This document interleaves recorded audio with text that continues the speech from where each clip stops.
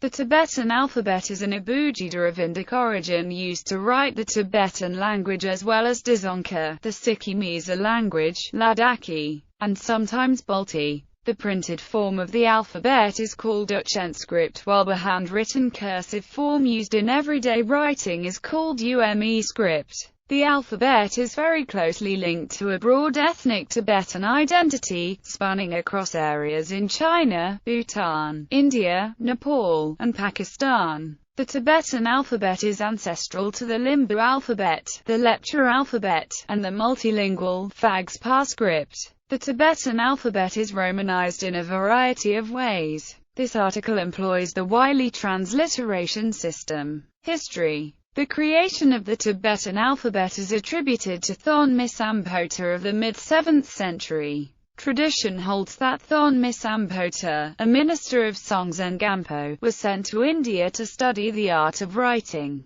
and upon his return introduced the alphabet.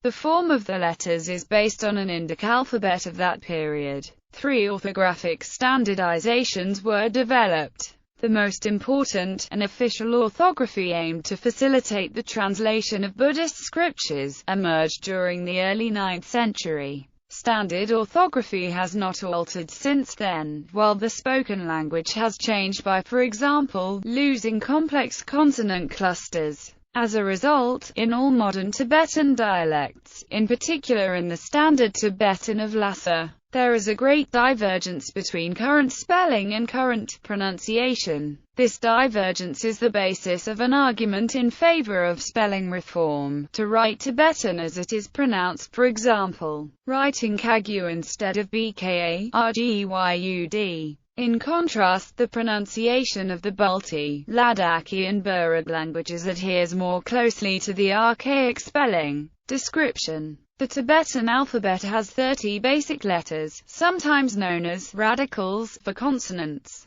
A description of the actual pronunciation of individual letters in Standard Tibetan precedes a chart showing the traditional romanization of Classical Tibetan. As in other Indic scripts, each consonant letter assumes an inherent a. However, a unique aspect of the Tibetan script is that the consonants can be written either as radicals, or they can be written in other forms, such as superscripts and subscripts. The superscript position above a radical is reserved for the consonants R, L, and S, while the subscript position under a radical is for the consonants Y, R, L, and W. To understand how this works, one can look at the radical Ka and see what happens when it becomes Kra or Rka. In both cases, the symbol for Ka is used, but when the R is in the middle of the consonant and vowel, it is added as a subscript. On the other hand, when the R comes before the consonant and vowel, it is added as a superscript. R actually changes form when it is above most other consonants, thus Rka. However, an exception to this is the cluster Rnya. Similarly, the consonants W, R, and Y change form when they are beneath other consonants, thus Kwa, Kra,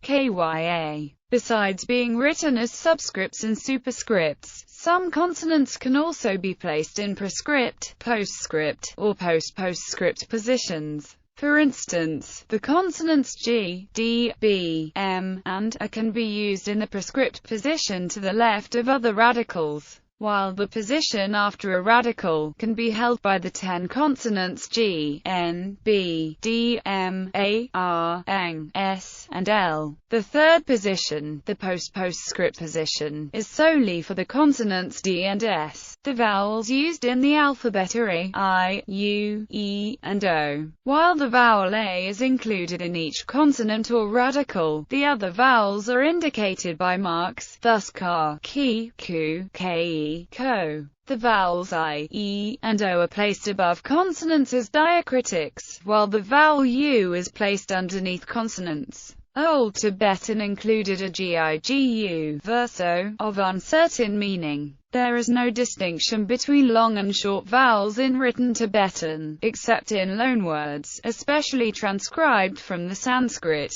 In the Tibetan script, the syllables are written from left to right. Syllables are separated by a tseg. Since many Tibetan words are monosyllabic, this mark often functions almost as a space. Spaces are not used to divide words. Although some Tibetan dialects are tonal, the language had no tone at the time of the script's invention, and there are no dedicated symbols for tone. However, since tones developed from segmental features, they can usually be correctly predicted by the archaic spelling of Tibetan words. As in other Indic scripts, clustered consonants are often stacked vertically. Unfortunately, some fonts and applications do not support this behavior for Tibetan, so these examples may not display properly. You might have to download a font such as Tibetan Machine Uni. Transliteration of Sanskrit.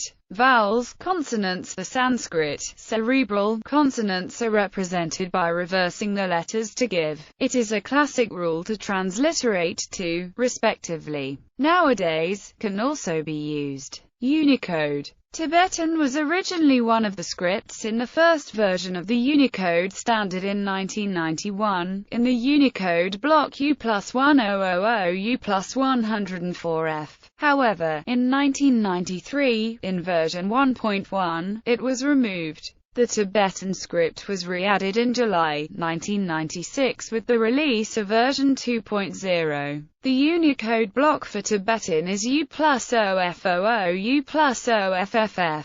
It includes letters, digits and various punctuation marks and special symbols used in religious texts. Transliteration. Several competing transliteration and transcription systems have been devised for the Tibetan script. The most widely used one is the Wylie transliteration. Others include the Library of Congress system and the IPA-based transliteration. Input method and keyboard layout. The first version of Microsoft Windows to support the Tibetan keyboard layout is MS Windows Vista. The layout has been available in Linux since September 2007. In Ubuntu 12.04, one can install Tibetan language support through -language support. Install, remove languages. The input method can be turned on from -keyboard layout, adding Tibetan keyboard layout. The layout applies the similar layout as in Microsoft Windows. Mac OS X introduced Tibetan Unicode support with OS X version 10.5 and later, now with 3 different keyboard layouts available: Tibetan Wylie, Tibetan QWERTY and Tibetan Otani.